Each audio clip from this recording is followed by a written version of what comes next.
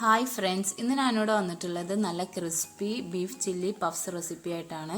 ഇതൊരു ഡിഫറെൻ്റ് ആയിട്ടുള്ള ഐറ്റമാണ്. നല്ല ടേസ്റ്റാണ് കഴിക്കാൻ. നിങ്ങളെല്ലാവരും ട്രൈ ചെയ്ത് നോക്കണം. കുട്ടികൾക്കും എല്ലാവർക്കും ഒരുപോലെ ഇഷ്ടപ്പെടുന്ന നല്ലൊരു ഈവനിങ് സ്നാക്കാണ്. നിങ്ങൾ ആദ്യമായിട്ടാണ് എൻ്റെ ചാനൽ കാണുന്നതെങ്കിൽ സബ്സ്ക്രൈബ് ചെയ്യാനും തൊട്ടടുത്തുള്ള ബെൽ ബട്ടൺ പ്രസ് ചെയ്യാനും മറക്കരുത്. അപ്പോൾ ഞാൻ പുതിയ വീഡിയോസ് ഇടുമ്പോൾ നിങ്ങൾക്കതിൻ്റെ നോട്ടിഫിക്കേഷൻ കിട്ടും. ആദ്യം തന്നെ ഇതിനു വേണ്ട മാവ് കുഴച്ചെടുക്കണം. ഞാനിവിടെ 2 കപ്പ് മൈദയാണ് യൂസ് ചെയ്യുന്നത്. ഇതിലേക്ക് 1/2 കപ്പ് സൺഫ്ലവർ ഓയിൽ ചേർത്ത് കൊടുക്കുക.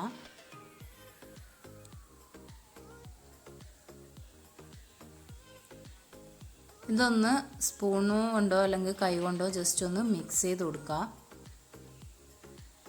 ഇനി ഇതിലേക്ക് ആവശ്യത്തിന് ഉപ്പും വെള്ളവും കൂടെ ചേർത്ത് നന്നായിട്ടൊന്ന് കുഴച്ചെടുക്കുക. നല്ല സോഫ്റ്റ് മാവായിരിക്കണം, എങ്കിലേ നമുക്ക് നല്ല ക്രിസ്പി ആയിട്ട് പഫ്സ് കിട്ടത്തുള്ളൂ.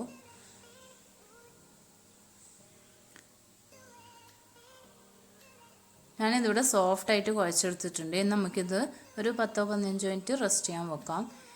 അടുത്തതായി നമുക്ക് ഇതിനോട് ഫില്ലിങ് തയ്യാറാക്കാം. ഞാൻ ബീഫ് ചെറുതായി കട്ട് ചെയ്ത ഒരല്പം മഞ്ഞൾപ്പൊടി, ഉപ്പ്, അതുപോലെ കുരുമുളകും കൂടെ ചേർത്ത് നന്നായിട്ട് വേവിച്ചെടുത്തതാണ്.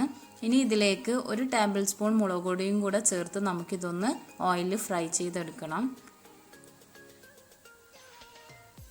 ഒരു പാൻ വെച്ച് അതിലേക്ക് ഒരല്പം ഓയിൽ ചേർത്ത് നമുക്കിത് ഫ്രൈ ചെയ്തെടുക്കാം.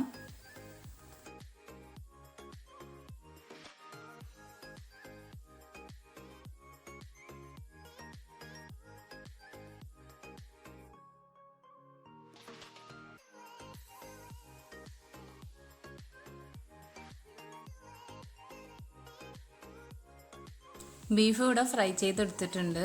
ഇനി നമുക്ക് ഉള്ളി ഒന്ന് വഴറ്റി കൊടുക്കണം. അതിനൊരു പാൻ വെച്ച് ഇതിലേക്ക് ഒരല്പം ഓയിൽ ചേർത്ത് കൊടുക്കാം. 1 ടേബിൾ സ്പൂൺ വെളുത്തുള്ളിയും പച്ചമുളകും കൂടെ ചേർത്ത് നന്നായിട്ടൊന്ന് വഴറ്റി കൊടുക്കുക. ഇനി ഇതിലേക്ക് 2 മീഡിയം സൈസ് സവാള ചേർത്ത് കൊടുക്കുക. സവാളയൊന്നും അധികം വഴറ്റേണ്ട ആവശ്യമില്ല, ചെറുതായിട്ടൊന്ന് വഴറ്റി കൊടുത്താൽ മതിയാവും.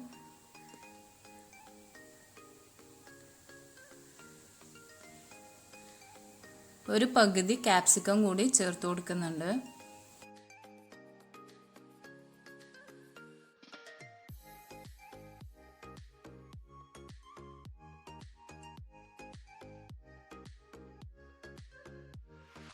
ഇനി ഇതിലേക്ക് 1/2 ടീസ്പൂൺ ഗരം മസാലയും അതുപോലെ 1/4 ടീസ്പൂൺ കുരുമുളക് പൊടിയും കൂടെ ചേർത്ത് കൊടുക്കാം. ഇത് നന്നായിട്ടൊന്ന് മിക്സ് ചെയ്ത് കൊടുക്കാം.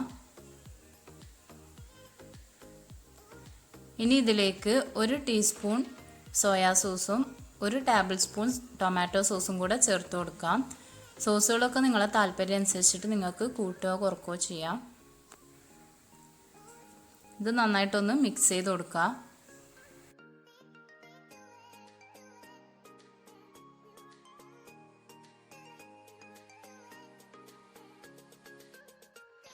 ഇനി ഇതിലേക്ക് നേരത്തെ ഫ്രൈ ചെയ്ത് വെച്ച ബീഫും കൂടെ ചേർത്ത് നന്നായിട്ടൊന്ന് വഴറ്റി കൊടുക്കുക.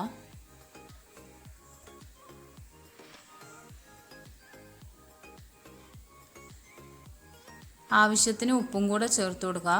ഉപ്പ് ലാസ്റ്റ് ചേർത്താൽ മതി, കാരണം ബീഫിനും അതുപോലെ സോയാ സോസിനൊക്കെ ഉപ്പുണ്ടാവും. അതുകൊണ്ട് നോക്കിയിട്ട് ലാസ്റ്റ് ചേർത്ത് കൊടുത്താൽ മതിയാവും. അങ്ങനെ നമ്മുടെ ഫില്ലിങ് ഇവിടെ റെഡി ആയിട്ടുണ്ട്. ഇനി നേരത്തെ കുഴച്ച് വെച്ച മാവ് നമുക്ക് ചെറിയ ബോൾസാക്കി പരത്തി കൊടുക്കുക.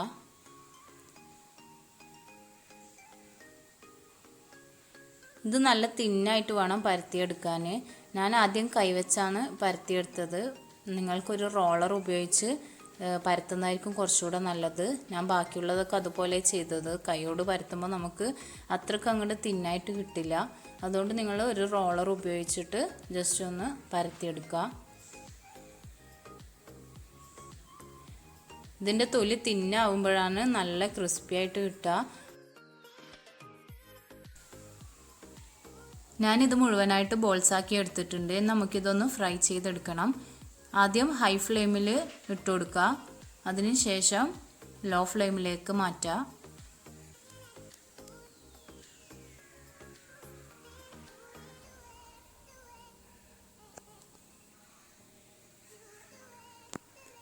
അങ്ങനെ നമ്മുടെ ക്രിസ്പി പഫ്സ് ഇവിടെ റെഡി ആയിട്ടുണ്ട്. നിങ്ങളെല്ലാവരും ട്രൈ ചെയ്ത് നോക്കണം. നല്ല സൂപ്പർ ടേസ്റ്റാണ്. സബ്സ്ക്രൈബ് ചെയ്യാതെ കാണുന്നവരുണ്ടെങ്കിൽ സബ്സ്ക്രൈബ് ചെയ്യുക, ലൈക്ക് ചെയ്യുക, ഷെയർ ചെയ്യുക. ഇനി പുതിയൊരു റെസിപ്പിയായിട്ട് വീണ്ടും കാണാം. താങ്ക്